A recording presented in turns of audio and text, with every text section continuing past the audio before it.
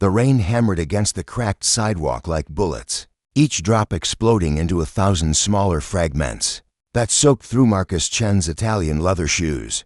He pulled his collar higher against the November wind, cursing himself for leaving his umbrella in the penthouse again. The gleaming towers of downtown Seattle reflected distorted images in the puddle's warped versions of the empire he'd built from nothing. His phone buzzed insistently against his chest. Another merger, another crisis, another million-dollar decision. That couldn't wait until morning. Marcus ignored it, his dark eyes scanning the street for his driver. The black Mercedes should have been here 10 minutes ago. That's when he saw her, huddled in the narrow alcove between a closed pawnshop and a boarded-up restaurant. A young woman clutched his small children against her chest. Her auburn hair hung in wet tangles around a face that might have been beautiful, if not carved hollow by hunger and exhaustion. The children twins by the look of them, no more than 3 years old, pressed against her like frightened animals, seeking warmth. A cardboard sign lay soggy at her feet. Please help. Hungry children.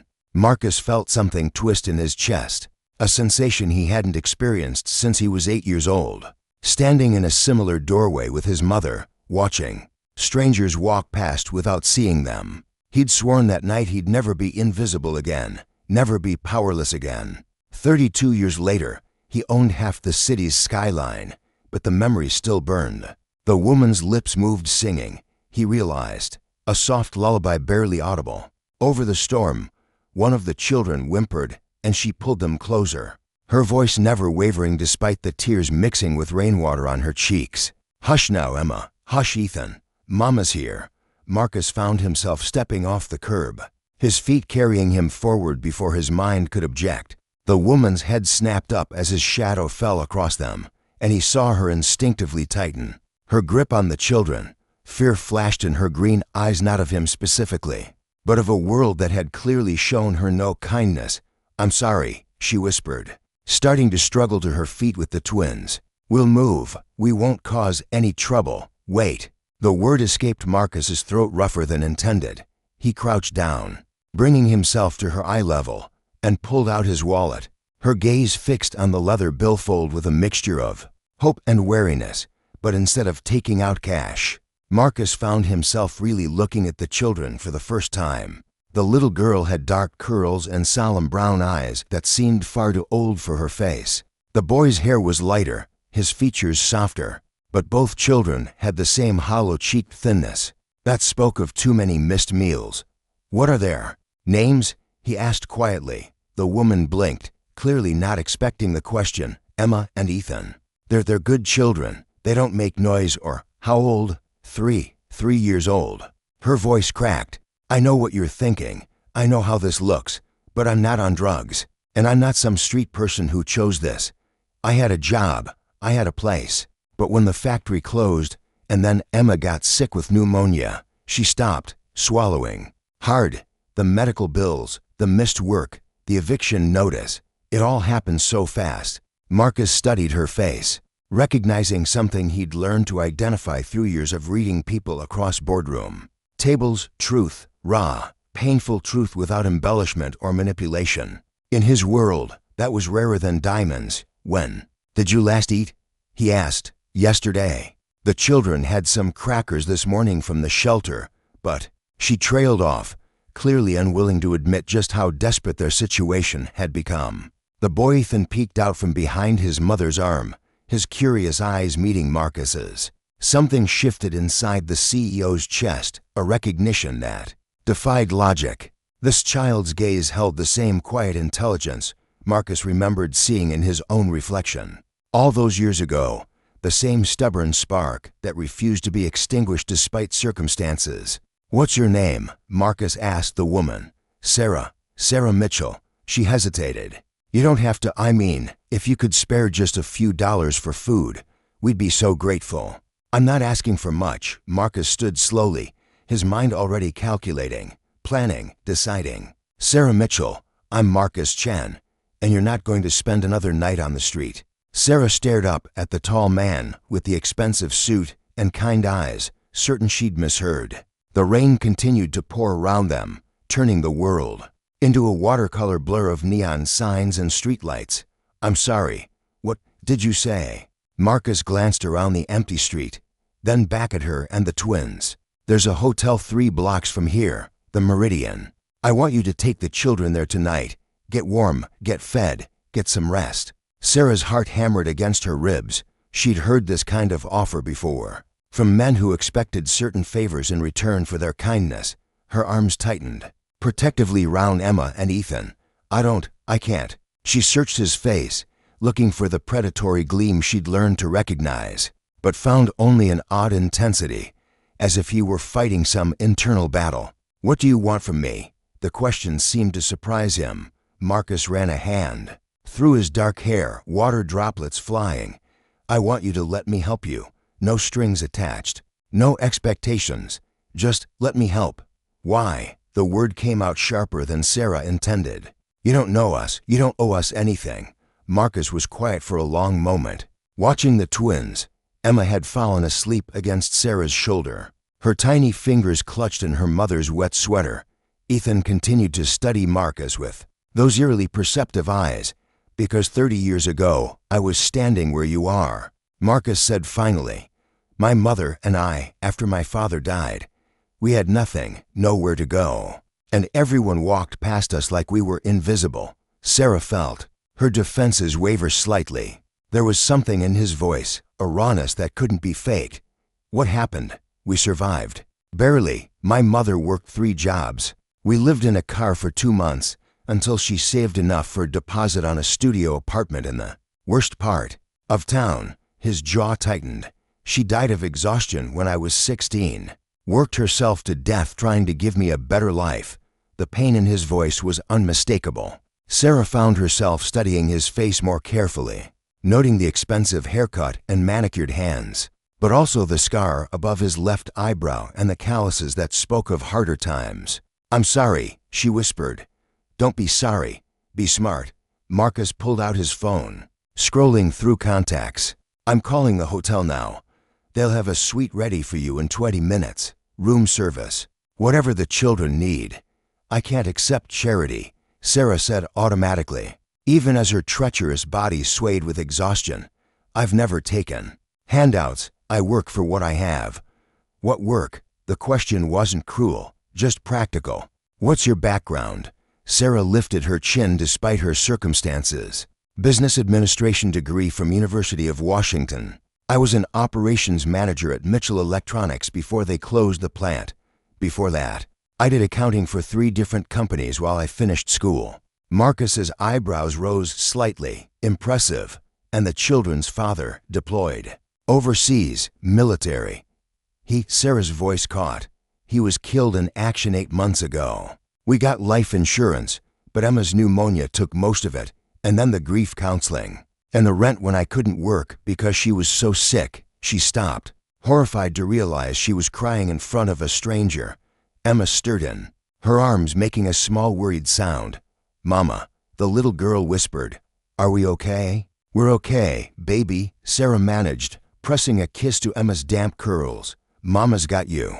Marcus watched this exchange with an expression Sarah couldn't read. Then he stepped closer, speaking directly to Emma. Double quotes. Hello, Emma. My name is Marcus. Would you like to go somewhere warm and dry tonight? Somewhere with hot food and soft beds? Emma looked up at him with those solemn brown eyes, then at her mother.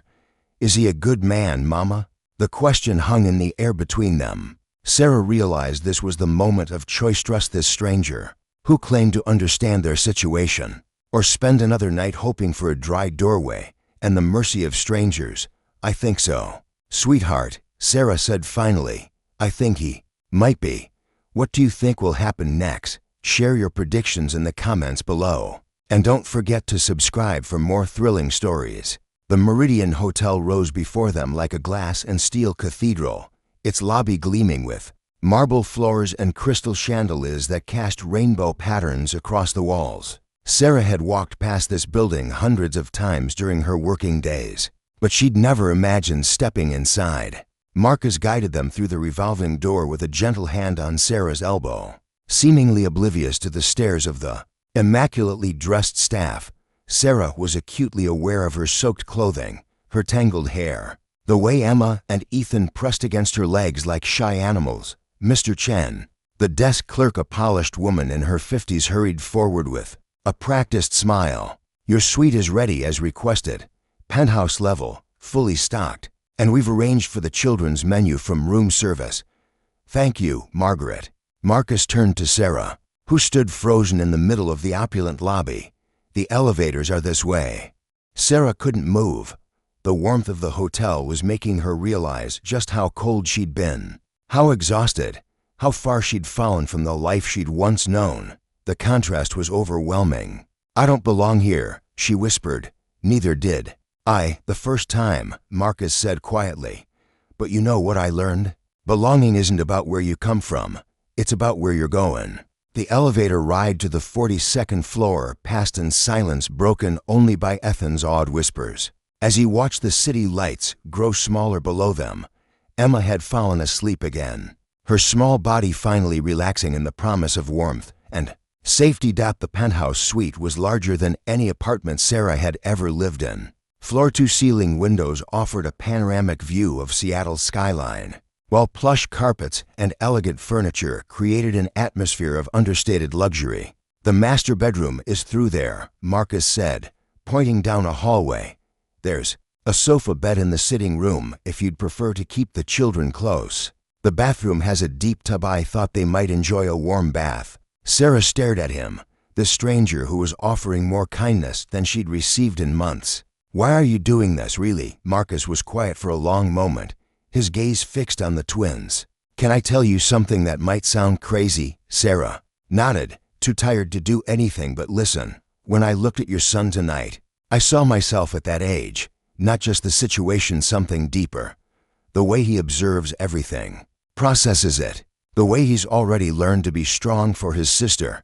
Marcus's voice grew softer. I spent my childhood being invisible, promising myself that someday I'd have the power to help people like us. Tonight felt like the universe was giving me a chance to keep that promise. You think you see potential in a 3-year-old? Sarah asked, but there was no mockery in her tone. I think I see a family that's been dealt an impossible hand and is still fighting. That's not potential, that's proven strength. A soft knock at the door interrupted them. Room service arrived with a cart laden with food, chicken soup, fresh bread, grilled cheese sandwiches, fruit, and milk. The twins' eyes went wide at the sight. Go ahead, Marcus said gently. Eat. Sarah wanted to maintain her dignity, to insist she wasn't a charity case, but the children's need overrode her pride. She helped them onto the plush dining chairs and watched as they ate with the careful concentration of those who'd learned not to take food for granted. Good, she asked Emma, who nodded enthusiastically round a spoonful of soup. Best ever. Mama. Marcus had moved to the windows, giving them space to eat while staying close enough to observe. Sarah found herself studying his profile, the sharp angles of his face, the way he held himself with unconscious authority. Everything about him spoke of success, of a man who'd climbed far from whatever humble beginnings he'd hinted at. What do you do? She asked. For work, I run a company called Chen Dynamics.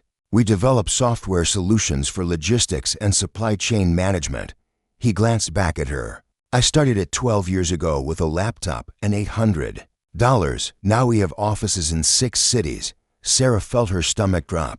She'd heard of Chen Dynamics, everyone in the business world had. It was one of the fastest growing tech companies in the Pacific Northwest, with annual revenues in the hundreds of millions. You're that Marcus Chen, she breathed. The one they write about in Forbes. Guilty as charged. His smile was self-deprecating. Does that change anything? It makes this even more surreal. Sarah gestured around the suite. You could probably buy this hotel if you wanted to, actually. I own a 20% stake in it, Marcus said casually, then caught her expression. Sorry, that probably wasn't helpful. Despite everything, Sarah found herself laughing, a short, slightly hysterical sound. No, it really wasn't. The twins had finished eating and were now exploring the suite with the wonder of children, discovering a magical kingdom. Emma found a basket of plush toys that the hotel had provided, while Ethan was fascinated by the remote control that operated the curtains. They seemed more relaxed, Marcus observed, Children are resilient, Sarah said, watching her babies with fierce love. They adapt to whatever normal we give them. These past few weeks, normal has been uncertainty, hunger, fear, but they've never complained, never asked for more than I could give them. What about you? What do you need? The question caught Sarah off guard. When was the last time someone had asked what she needed? Not what she could provide or sacrifice. A job, she said finally. A place to live. A chance to rebuild what we lost. I don't want to be rescued, I want to be self-sufficient again. Marcus nodded slowly. What if I told you I might be able to help with that too? Sarah's hands stilled on the remote control she'd been teaching Ethan to use. The curtains were halfway open, framing Marcus against the glittering cityscape beyond. What kind of help? She asked carefully. Marcus moved away from the windows, taking a seat on the opposite end of the sofa where Sarah sat with the twins. Emma had claimed the space between them, clutching a stuffed elephant that she'd already decided was hers forever. I need someone to run my household, Marcus said.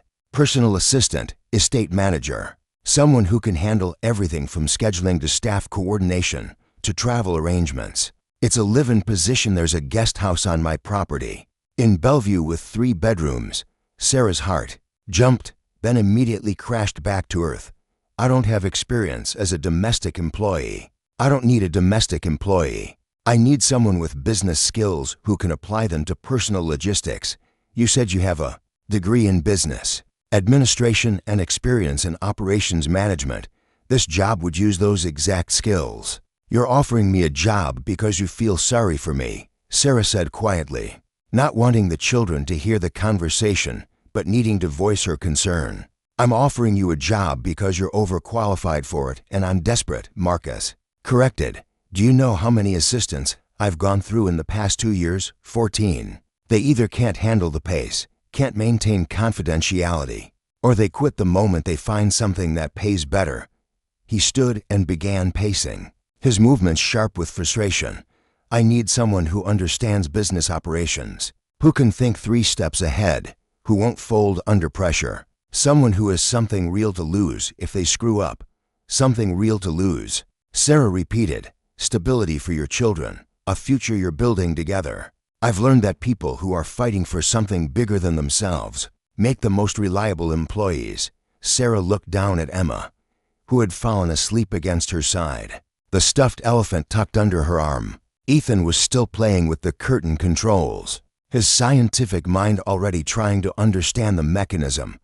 What would the job actually entail? She asked. Managing my calendar and travel, coordinating with my housekeeper and groundskeeper, handling personal appointments, dinner parties, charitable events, screening calls and emails that come to my private lines.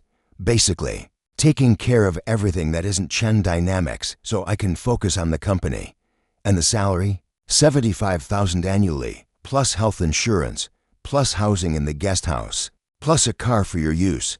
Marcus paused his pacing, and a college fund for the twins. If you stay longer than 2 years, Sarah's breath caught. It was more than she'd made at her last job, and that was before adding in the value of housing and benefits. It would change everything for them. Why? She asked again. You could hire someone with specific experience as a personal assistant, someone with references and a proven track record. Marcus sat back down, his expression growing serious. Can I be completely honest with you? Sarah nodded. I've been thinking about having a family for years, but I could never make it work. The hours I keep, the travel, the pressure. It's not fair to ask someone to share that life. But watching you with Emma and Ethan tonight, he paused, seeming to choose his words carefully. I see what I missed by not having that kind of unconditional love and support growing up. You want to be around children, Sarah said slowly, understanding beginning to dawn. I want to remember what it feels like to be part of a family, even if it's not traditional. Your children would be safe with me, Sarah. They'd be protected, provided for, given opportunities I never had. His voice grew intense. I'm not asking you to give me anything you're not comfortable giving. I'm asking you to let me give them what I never had: security, education, a chance to dream bigger than just survival. Sarah studied his face, looking for signs of deception or hidden motives. But all she saw was a successful man who'd climbed to the top of his field and discovered that achievement without family was hollow. "This is insane," she whispered. "Probably," Marcus agreed. "But it's also practical. You need stability. I need help managing my life. And the children need a safe place to grow up. We could make it work." Emma stirred against Sarah's side, mumbling something in her sleep about elephants and warm beds. Ethan had finally figured out the curtain controls and was watching the fabric slide back and forth with scientific fascination. "What if it doesn't work out?" Sarah asked. "What if you change your mind, or I'm not what you need? Or, then we'll figure it out like adults," Marcus said simply. "But I have a feeling it's going to work out just fine." Sarah closed her eyes, weighing her options. Stay on the streets with 2 toddlers, hoping for charity and facing the very real possibility of losing them to child services. Or take a leap of faith with a stranger who claimed to understand their situation because he'd lived it himself. "I need to think about it," she said finally. "Of course. Take the weekend. Enjoy the suite. Order room service. Let the children rest. We can talk more on Monday." Marcus stood to leave, then paused at the door. "Sarah, for what it's worth, I think you're exactly what my household has been missing. You just don't know it yet." After he left, Sarah sat in the luxurious suite with her sleeping children, staring out at the city lights and wondering if she was about to make the best decision of her life or the most dangerous. The weekend passed like a dream suspended between reality and possibility. Sarah woke each morning expecting to find herself back on the streets, only to be greeted by the soft luxury of Egyptian cotton sheets and the sight of her children safe and warm in the adjoining bedroom. On Saturday, Marcus had clothes delivered, practical things like jeans and sweaters for Sarah, adorable outfits for the twins that actually fit properly. The note with them simply read, "Thought you might want something dry." Sarah spent hours that day just watching Emma and Ethan rediscover what it meant to be children. They played with the toys, took long baths in the enormous tub, and ate without the frantic urgency that had marked their meals for weeks. Their laughter filled the suite, a sound Sarah had almost forgotten. "Mama, look," Ethan called from where he was building an elaborate tower with blocks the hotel had provided. "It's tall like the buildings outside." "Very impressive, architect," Sarah said, settling beside him on the plush carpet. What are you going to build next?" "A house," Ethan said decisively. "A big house where we can all fit and no one can make us leave." Sarah's throat tightened. "That sounds perfect, baby." Emma joined them, dragging her stuffed elephant. "Can Marcus come to our house? I like him. He has kind eyes." "We'll see, sweetheart," Sarah said, though she found herself thinking about Marcus more than she cared to admit. He'd called twice over the weekend, once to check if they needed anything, once to see if they'd like to order dinner from a specific restaurant he recommended. Both conversations were brief and considerate, but Sarah noticed he always asked to speak to the children too, making them giggle with silly questions about their favorite foods and toys. Sunday evening, as Sarah was getting the twins ready for bed, Emma looked up at her with serious brown eyes. "Mama, are we going to stay here forever?" "No, baby, this is temporary, but hopefully we'll find somewhere just as safe to live with Marcus." Sarah hesitated. "Maybe. Would you like that?" Emma nodded enthusiastically. "He smells like Daddy's cologne, and he knows how to make the curtains move." It was such a perfectly childlike reason to trust someone that Sarah found herself smiling, despite her anxiety about the decision looming ahead of her. That night, after the children were asleep, Sarah stood at the enormous windows looking out at the city below. She thought about her husband James, who would have loved seeing his children safe and warm like this. She thought about her mother, who had always told her that sometimes the scariest decisions led to the best outcomes. Most of all, she thought about the look in Marcus's eyes when he watched Emma and Ethan, not the calculating gaze of someone with ulterior motives, but the wistful expression of someone discovering something he'd never known he wanted. Monday morning arrived with a soft knock at the door. Sarah opened it to find Marcus holding a tray with coffee and pastries, dressed in a charcoal suit that probably cost more than Sarah's monthly rent. "Used to be. Good morning," he said, his voice slightly uncertain. I brought breakfast, and I was hoping we could talk." The twins were still asleep, giving them a chance to speak privately. They sat at the dining table with coffee and the morning light streaming through the windows. "Have you decided?" Marcus asked after a few minutes of comfortable silence. "I've been thinking about my children," Sarah said slowly, "about what kind of life I want them to have. What kind of mother I want to be for them." Marcus nodded, waiting. "I want to be the kind of mother who's brave enough to take chances when they could lead to something better. The kind who doesn't let pride stand in the way of opportunity." Sarah met his eyes directly. "If you're serious about this offer, then yes, I'll take the job." Something that might have been relief flickered across Marcus's face. "I'm serious, more serious than I've been about anything in a long time. I have conditions." Sarah continued. "Name them. The children come first. Always, if this job ever conflicts with their needs, they win." "Agreed. I want clear boundaries. I'm your employee, not your friend. Professional relationship. Professional expectations."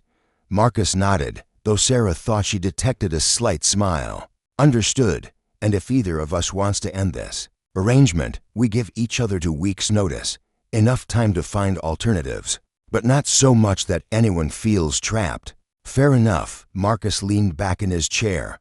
"Anything else? Just one thing." Sarah took a deep breath. "Why do I have the feeling that you're getting more out of this arrangement than just a personal assistant?" This time Marcus's smile was unmistakable. "Because you're very perceptive, and because I think this is going to be the beginning of something none of us expected."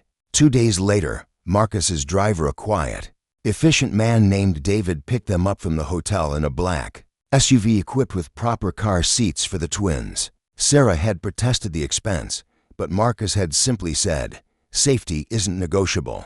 In a tone that brooked no argument, the drive to Bellevue took them across Lake Washington, with Emma and Ethan pressed against the windows exclaiming over the boats and seaplanes dotting the water. Sarah tried to manage her own nervousness by focusing on their excitement, but her stomach churned with anticipation and worry. What if she couldn't do this job?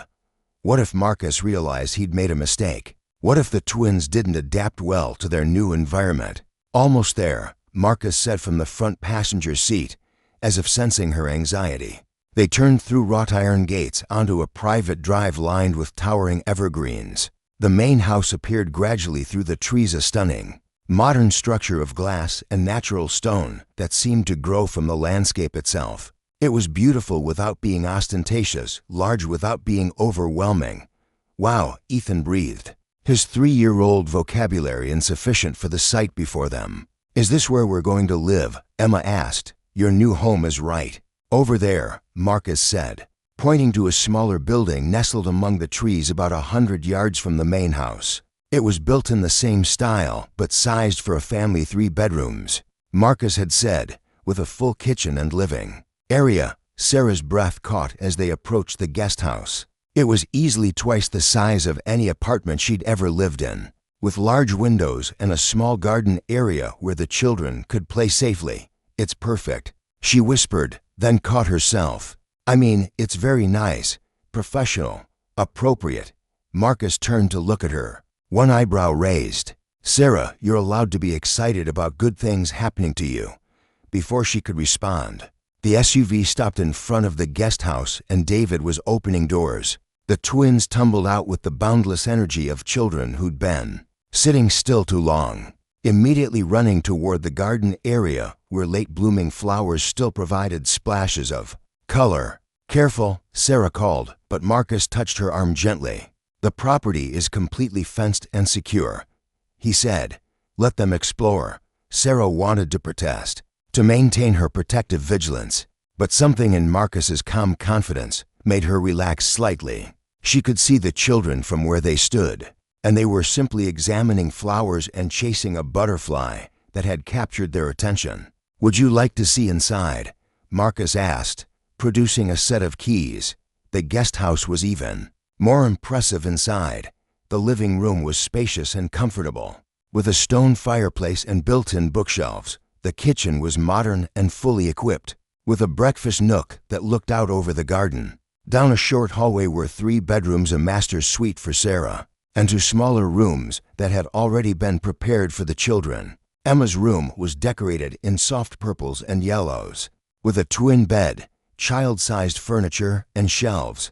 Waiting for toys and books, Ethan's room was done in blues and greens, with the same thoughtful attention to detail. "You did this," Sarah said, running her hand along the smooth surface of a child-sized desk. "You prepared their rooms. I wanted them to feel welcome," Marcus said simply. "Was I overstepping?" Sarah thought about the bare apartment they'd lost, where the children had shared a mattress on the floor in a room with no furniture. She thought about the nights spent in her car, trying to keep them warm with donated blankets. She thought about the cardboard sign that had become their lifeline. "No," she said quietly. "You weren't overstepping, Mama. Mama, come see," Emma's voice called from outside. They found the twins by a small playground area that Sarah hadn't noticed from the driveway, a swing set, slide, and sandbox that looked like they'd been professionally installed recently. "More overstepping?" Marcus asked, watching Emma climb carefully up the slide. "Definitely," Sarah said, but she was smiling. "Thank you. Don't thank me yet. Wait until you see what your actual job entails." Marcus led her to the main house, which was even more impressive up close. The entry hall soared to stories, with a staircase that curved gracefully to the second floor. The living spaces were elegantly furnished, but somehow still felt welcoming, with family photos and personal touches that made it clear this was a home, not a showplace. "My office is here," Marcus said, opening a door off the main hallway.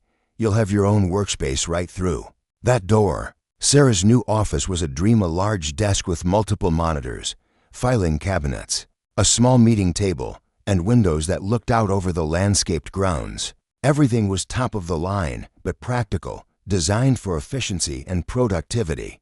"Your main computer is already set up with access to my calendar system, email, contacts, everything you'll need," Marcus explained. "Maria, she's my housekeeper, will show you around the rest of the house tomorrow." She's excited to have help coordinating schedules and managing the household staff. "How many staff members are there?" Sarah asked, suddenly wondering if she was qualified to manage other employees. "Just Maria and Tom, the groundskeeper, and now you." "It's not a huge operation, just enough to keep everything running smoothly." They spent the next hour going through systems and procedures, with Marcus explaining his travel schedule, meeting requirements, and personal preferences. Sarah found herself taking notes rapidly, her business training kicking in as she began to understand the scope of the position. "Questions so far?" Marcus asked as they finished the tour. "Just one. When do I start?" "How about tomorrow?" "I have a conference call with Tokyo at 6 a.m., a board meeting at 10, lunch with potential investors at noon, and a charity gala tomorrow night that I'd rather skip but can't." Sarah felt her pulse quicken with the familiar thrill of logistics and problem solving. "I'll have a complete brief on your day ready by 5 a.m. Do you prefer your schedule in 15-minute or 30-minute increments?" Marcus stared at her for a moment, then broke into a wide grin.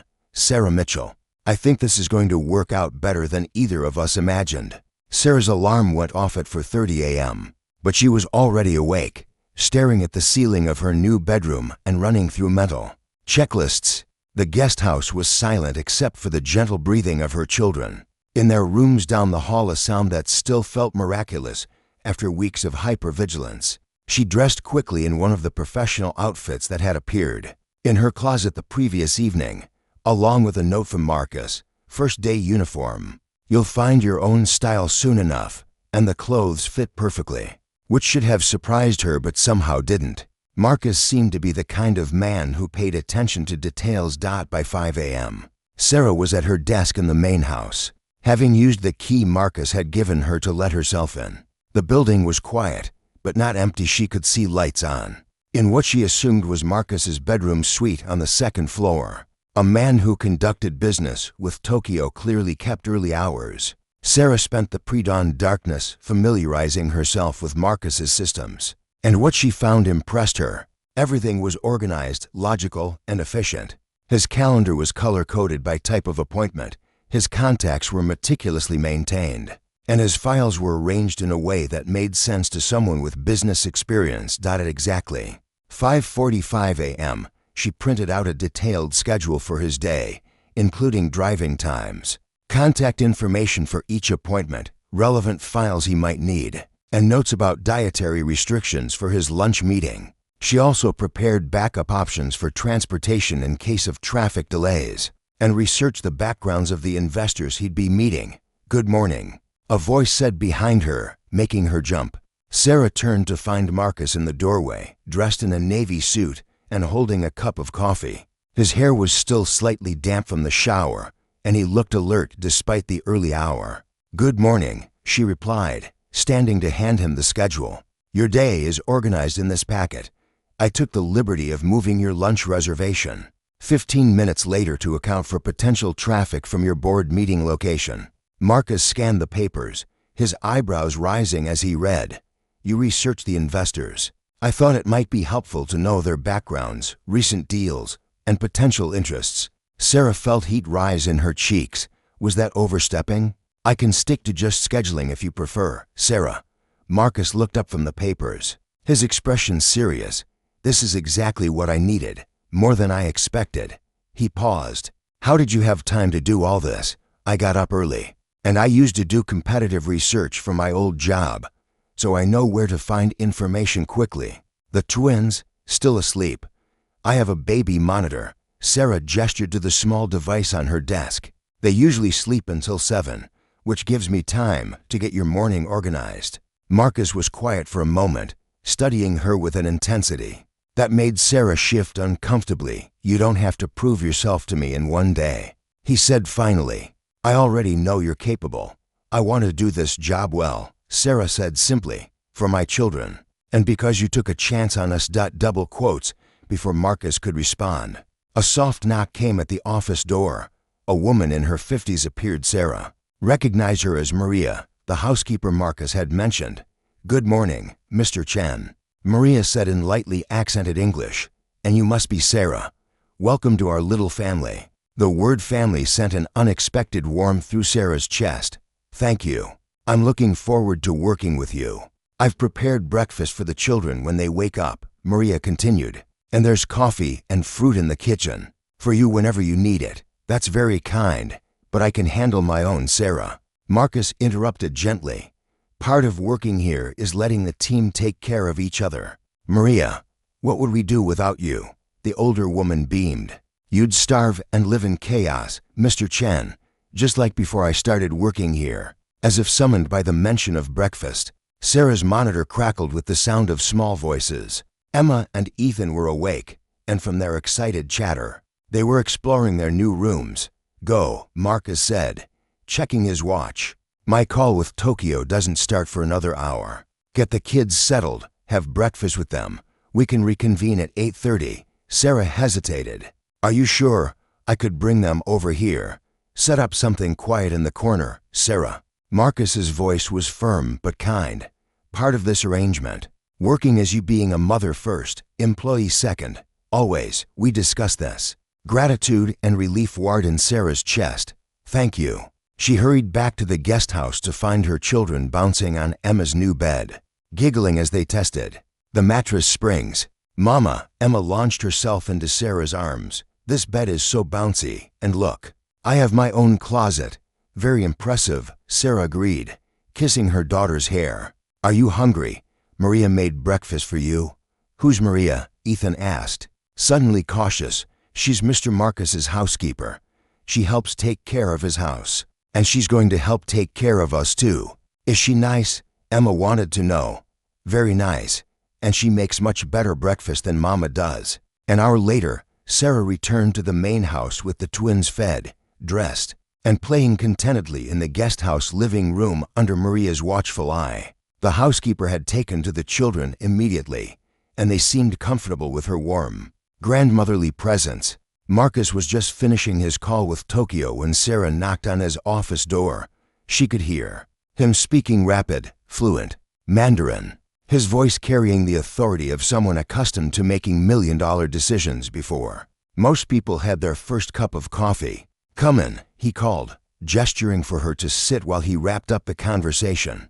Sarah tried not to stare as he switched effortlessly between languages, but she found herself impressed despite her determination to maintain professional boundaries. This was Marcus Chen, the CEO, the man who'd built an empire from nothing, and the contrast with the gentle stranger who'd rescued them from the rain was striking. "Sorry about that," Marcus said, ending the call. "Crisis averted in our Shanghai office. Your research on today's investors was spot on. By the way, I'm particularly interested in what you found about Hartwell's renewable energy investments.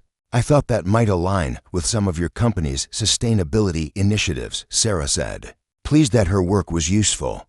"I also noticed that his daughter attends Seattle Children's Hospital charity events, which you support as well. Excellent connection."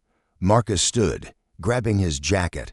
"I should leave for the board meeting. Anything I need to know?" Sarah consulted her notes. "Traffic is clear. David is waiting. You have the Morrison files in your briefcase. And I've confirmed your lunch reservation.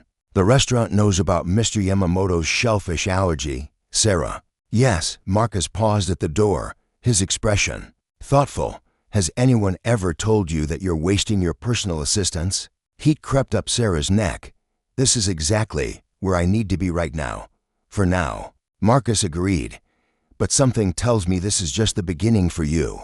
After he left, Sarah threw herself into organizing his office, updating files, and preparing for his afternoon appointments. She was deep in research about the charity gala when her monitor crackled with Emma's voice. "Mama, there's a man here." Sarah's blood chilled. She grabbed the monitor and rushed toward the guest house, her mind racing through possibilities. Had someone followed them? Was this connected to their old life? Some creditor, or she burst through the guest house door to find an elderly man in work clothes kneeling in the garden, showing Emma and Ethan how to plant bulbs for spring flowers. The twins were covered in dirt and laughing, clearly having the time of their lives. "You must be Sarah," the man said, standing and brushing soil from his knees. "I'm Tom Henley, groundskeeper. Hope you don't mind, the little ones saw me working and wanted to help." Sarah's panic melted into embarrassment. "I'm sorry, I thought." "No need to apologize. Protective instincts are good things." Tom's weathered face creased into a kind smile. "Your children are natural gardeners. Emma here has been asking very scientific questions about photosynthesis." "I'm 3, Emma announced proudly, holding up 3 dirt-covered fingers. "Very advanced for 3, Tom agreed solemnly. "Most people don't understand photosynthesis until they're at least 4. Ethan tugged on Sarah's pants leg. "Mama, can we plant the purple flowers? Tom says they'll come up in the spring when it gets warm again." Sarah looked at the happiness on her children's faces, the patient kindness in Tom's eyes, the beautiful garden where they were playing safely. When was the last time they'd been able to just be children, to explore and learn, and play without worry? "I think that sounds perfect," she said. "But don't get too dirty. We don't want to impose on Tom's work." "No imposition at all," Tom said. "Been working these grounds for 8 years, and they've never been more interesting than they are today. The tension is building. If you're enjoying this story, hit that like button and let me know in the comments which character you're rooting for. Your support helps me create more incredible stories like this one." 3 weeks into their new life, Sarah had settled into a rhythm that felt almost too good to be true. Her days began at 5 a.m. with Marcus's schedule preparation, continued through managing his complex professional and social obligations, and ended with bedtime stories for Emma and Ethan in their cozy new bedrooms. The twins were thriving. Emma had declared Tom her best friend and could often be found helping him with garden tasks, asking endless questions about plants and bugs and why the leaves were changing colors. Ethan had discovered Marcus's home library and spent hours looking at picture books, already showing signs of the same intellectual curiosity Sarah had seen in his father. Marcus himself remained professionally cordial but personally distant during work hours, exactly as Sarah had requested. But she'd begun to notice things about him, the way he always asked about the children when he returned from business trips, how he'd had child-safe locks installed throughout the main house, without mentioning it, the fact that his refrigerator had somehow become stocked with juice boxes and goldfish crackers. "Mrs. Mitchell, Maria appeared in Sarah's office doorway, looking uncharacteristically flustered. "There's a woman here to see you. She says she's from Child Protective Services." Sarah's coffee mug slipped from nerveless fingers, shattering against the hardwood floor. "What? She's waiting in the front parlor. She has identification. Says it's a routine follow-up visit." Maria's voice was carefully neutral, but her eyes showed concern. "Mr. Chen is in meetings all morning." Sarah's mind raced as she hurried to the main house. Who could have reported them to CPS? They hadn't been on the streets long enough to come to official attention, and she'd always been careful to keep the children clean and fed despite their circumstances. Unless Ms. Mitchell, the woman waiting in the parlor, was middle-aged, professionally dressed, with the kind of tired eyes Sarah recognized from dealing with bureaucracy during James's military benefits process. "I'm Linda Carlson from Child Protective Services. We received a report about your living situation and the welfare of your children." "A report?" Sarah's voice came out higher than she intended. "What kind of report?" An anonymous tip suggested that you might be involved in an inappropriate relationship with your employer, and that your children might be at risk. Linda's tone was matter-of-fact, but not unkind. "I'm here to assess the situation." Sarah's stomach dropped. "An inappropriate relationship? That's absolutely not." "Ms. Mitchell, please sit down. This is routine, and cooperation will make the process much smoother." Sarah perched on the edge of an expensive sofa, her hands clenched in her lap. "My children are safe. They're happy. I have a legitimate job here, providing for them in a stable environment." "I'd like to hear about your employment arrangement," Linda said, pulling out a tablet. "How long have you been working for Mr. Chen?" 3 weeks. "And your living situation?" "We have a 3-bedroom guest house on the property, completely separate from the main house." "What are your job responsibilities?" Sarah explained her role as personal assistant and household manager, providing specific examples of her daily tasks. As she spoke, she could see Linda taking notes, occasionally nodding. "And Mr. Chen's interaction with your children, professional and appropriate. He asks about them politely, but we maintain clear boundaries. I'll need to speak with the children," Linda said, "and I'd like to see their living quarters." "Of course." Sarah stood on shaky legs. "They're in the guest house with Maria, our housekeeper." As they walked across the grounds, Sarah's mind churned with questions. Who could have made such a report, and why? They'd kept a low profile, hadn't interacted with neighbors or former acquaintances, unless someone from their old life had somehow tracked them down. Mama. Emma ran to greet them as they entered the guest house, her face bright with joy. "Look what Tom taught me to make." She held up a small arrangement of fallen leaves and late flowers, clearly proud of her creation. Ethan looked up from where he was building an elaborate block city on the living room floor. "These are my children," Sarah said unnecessarily. "Emma and Ethan." Linda crouched down to the children's eye level, her professional demeanor softening slightly. "Hello there, I'm Linda." What are you building?" "Ethan, a city," Ethan said seriously, "with houses and stores and a hospital like where Mama used to work." "Very impressive." "And Emma, that's a beautiful arrangement. Did you pick those flowers yourself?" "Tom helped me. He knows which ones are okay to pick and which ones need to stay growing." Emma's enthusiasm was infectious. "Do you want to see my room? I have my own bed and everything." Sarah followed anxiously as Linda toured the guest house, noting the children's bedrooms, the well-stocked kitchen, and the safety features that had been installed. She watched the social worker observe Emma and Ethan, looking for signs of distress or fear that simply weren't there. "The children seem very comfortable here," Linda observed after 20 minutes of gentle questioning. "Well-fed, well-cared. For age-appropriately dressed, they are," Sarah said firmly. "The situation has been a blessing for our family." "Ms. Mitchell, I need to ask you directly, is your relationship with Mr. Chen purely professional?" "Absolutely." Sarah met her eyes without flinching. "He offered me a job when we were in desperate circumstances, and I'm grateful for the opportunity to provide for my children. But our interaction is limited to work responsibilities, and he has no inappropriate contact with your children. None whatsoever. If anything, he's more distant than I'd expected. He's clearly not comfortable around children, but he's never Been anything but respectful. Linda made more notes, then looked up as voices approached from outside. Through the window, Sarah could see Marcus walking across the grounds with a man in an expensive suit, probably returning from his morning meetings. "Is that Mr. Chen?" Linda asked. "Yes. I'd like to speak with him, if possible." Sarah's heart hammered as she watched Marcus notice the unfamiliar car in the driveway, his step quickening as he processed the potential threat to his peaceful morning. When he entered the guest house and saw Linda's official bearing, his entire demeanor shifted into the focused intensity Sarah had learned to recognize. "Marcus Chen," he said, extending his hand to Linda. "Is there a problem?" "Linda Carlson, Child Protective Services. I'm conducting a routine welfare check based on a report we received." Sarah watched Marcus's face go completely still, his businessman's poker face sliding into place. "What kind of report?" "Allegations about the appropriateness of Ms. Mitchell's employment situation and its impact on her children's welfare." "I see." Marcus's voice was cool, controlled. "And what have you found?" "The children appear healthy and well cared for. I'm just gathering information about the household dynamic. Ms. Mitchell is my personal assistant and household manager," Marcus said precisely.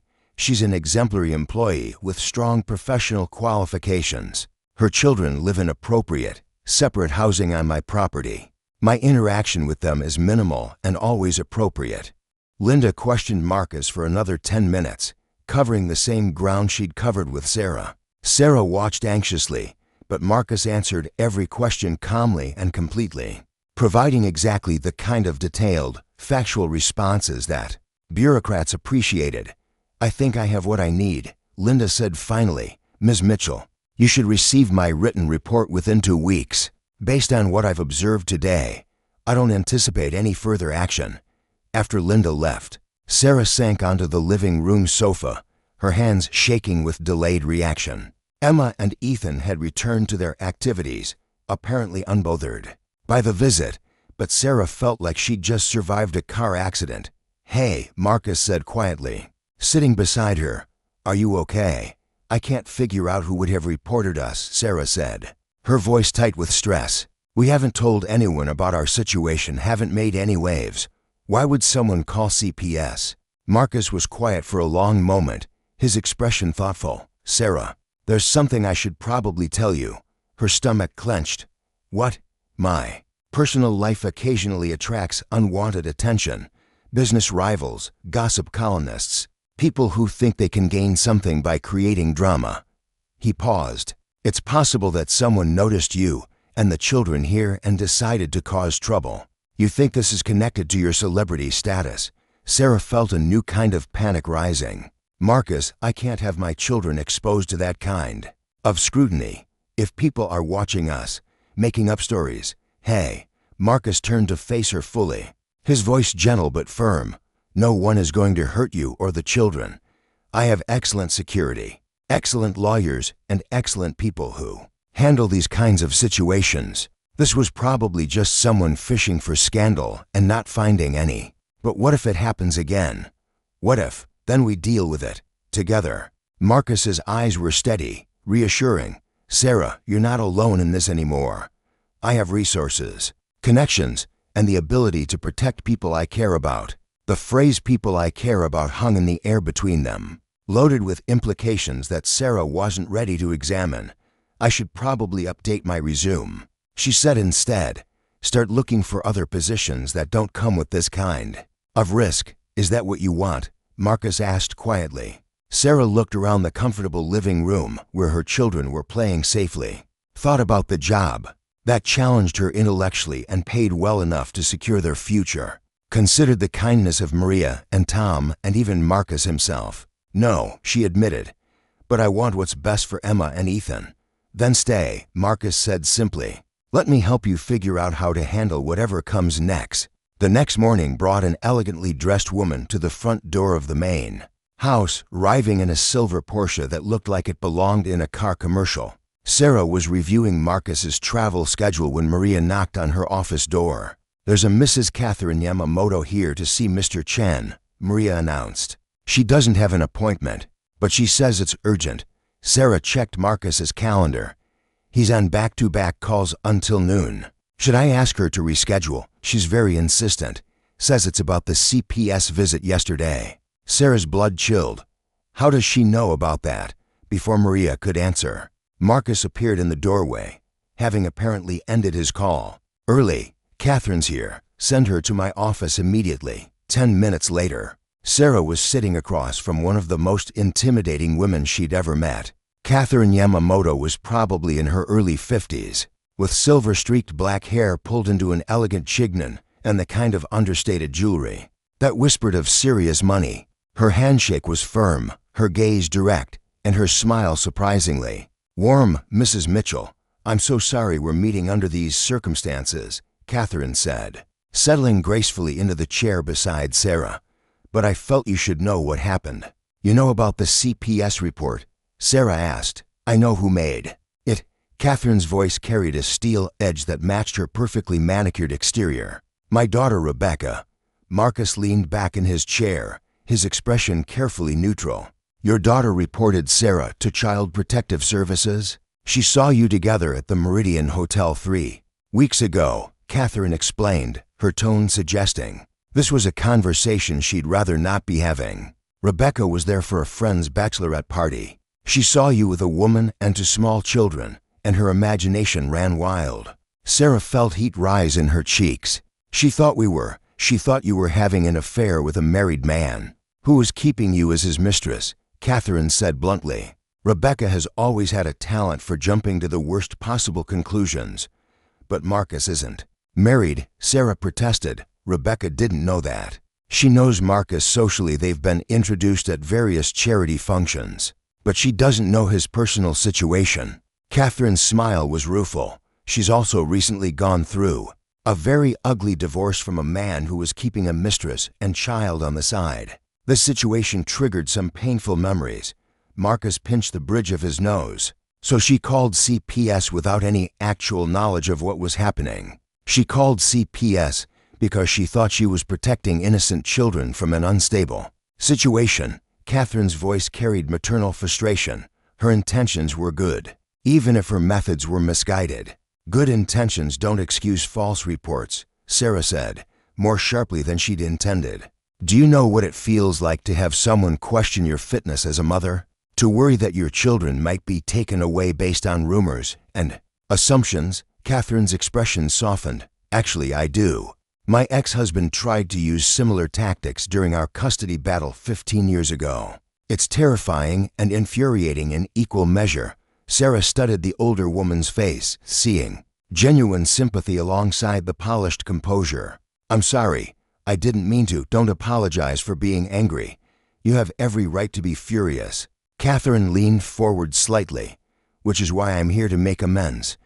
What kind of amends? Marcus asked, his tone cautious. First, Rebecca will be writing a formal letter to CPS retracting her report and explaining that it was based on a misunderstanding. Second, she'll be making a significant donation to the charity of your choice as penance for her interference. Katherine paused. And third, I'd like to offer Mrs. Mitchell some protection against this happening again. What kind of protection? Sarah asked. Social armor, Katherine said simply. In our circles, perception is everything. Right now, you're an unknown quantity, which makes you vulnerable to speculation and gossip. But if you were properly introduced, if people understood your actual situation, you want to give me social credibility, Sarah said slowly. I want to give you social invisibility. Once people know you're Marcus's household manager with a perfectly respectable background, you'll stop being interesting to gossips. Katherine's smile was conspiratorial. Trust me, I've been navigating these waters for 30 years. Marcus looked intrigued. What exactly are you proposing? There's a charity luncheon this Friday, the Children's Hospital fundraiser that you attend every year. Bring Mrs. Mitchell as your assistant. Introduce her to a few key people. Let it be known that she's managing your household and social obligations. Make her part of the landscape instead of a mysterious outsider. Sarah felt panic rise in her throat. I don't think that's a good idea. I'm not equipped for high society events. I wouldn't know how to behave, what to say. You'd be surprised how much of it is just good manners and common sense. Katherine said kindly. Besides, you'll have backup. My husband and I will be there, and we'll make sure you're properly introduced around. Katherine's right, Marcus said thoughtfully. Transparency is often the best protection against rumors. If people know who you are and why you're here, they can't make up their own stories. But what about Emma and Ethan? I can't leave them for a formal lunch. Maria loves those children, Marcus pointed out. And Tom would probably enjoy showing them more garden projects. They'll be safe and happy for a few hours. Sarah looked between Marcus and Katherine, feeling the weight of decision. Part of her wanted to refuse, to maintain the quiet anonymity that had protected them so far. But another part, the part that remembered being a confident professional woman before circumstances humbled her, was intrigued by the possibility of reclaiming some of that identity. What would I wear? She asked finally. I don't have anything appropriate for a charity luncheon. Katherine's smile was victorious. Leave that to me. I have an excellent personal shopper. And more importantly, a daughter who owes you a very large apology. Your daughter doesn't owe me anything, Sarah protested. She thought she was protecting children.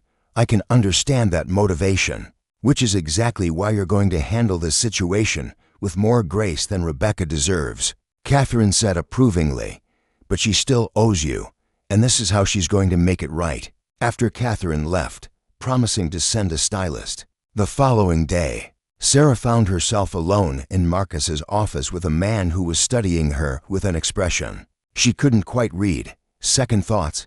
He asked. Third and fourth thoughts? Sarah admitted. Marcus, what if I embarrass you? What if I say the wrong thing to the wrong person? Sarah, Marcus stood and moved around the desk, perching on the edge so they were at eye level. You managed a team of 15 people at your previous job. You coordinate my schedule with international time zones and conflicting priorities.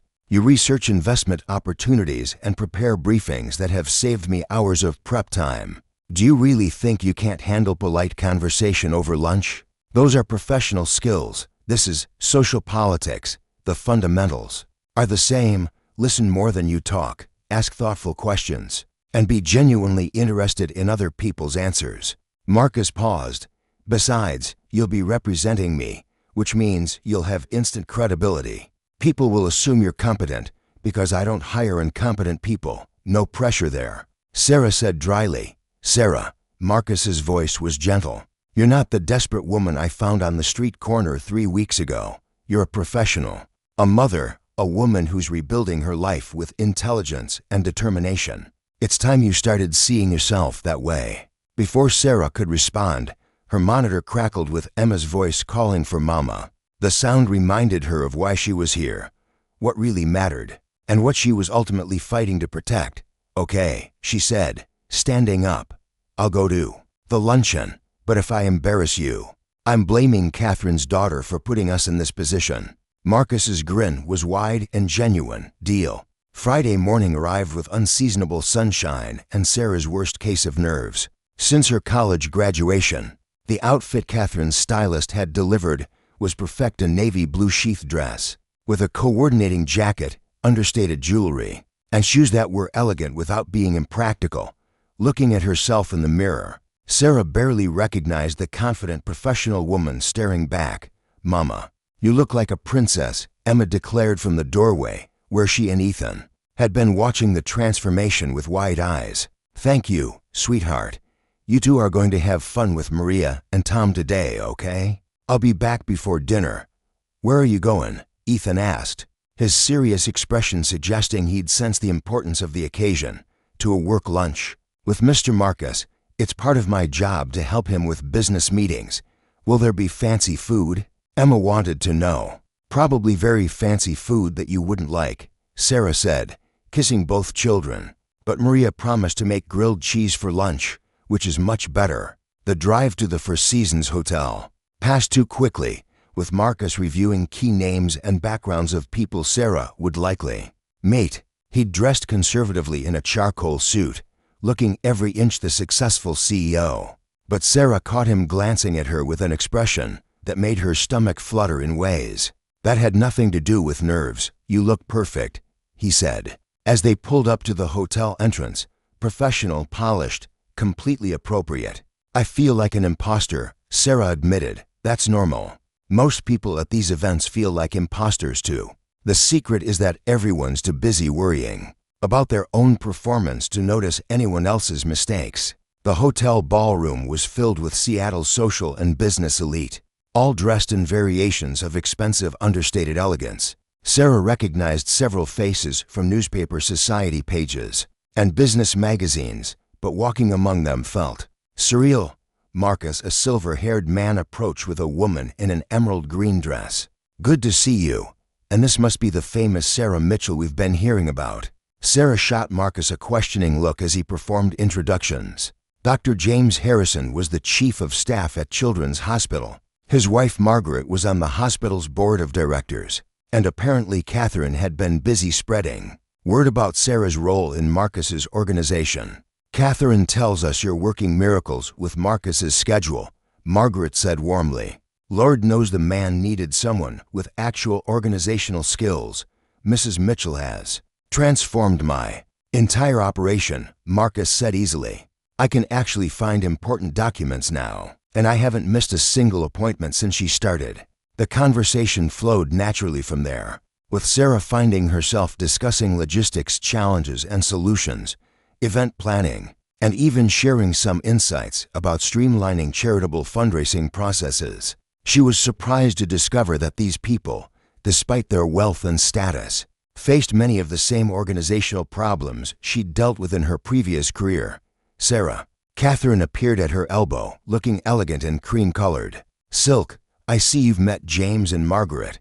How are you settling in?" "It's lovely," Sarah said honestly. "Everyone's been very welcoming." "Good.